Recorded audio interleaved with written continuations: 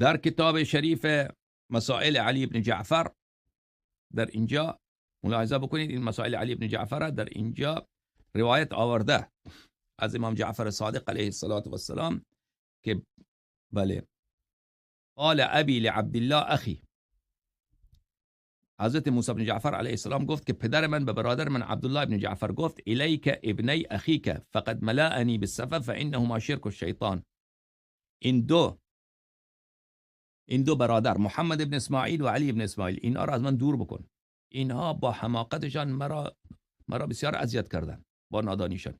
اینا فانهما شرک الشیطان، در نطفه اینا شیطان شریک شده. بله، چون آیه قرآن مجیده که شیطان در نطفه آدم شریک می شود، در نطفه اینا شیطان شریک شده. یعنی محمد ابن اسماعیل و علی ابن اسماعیل و کان عبدالله اخاه لابیه و امی. عبدالله که بود با اسماعیل از یک پدر و مادر بودن. امام جعفر صادق علیه السلام به اونها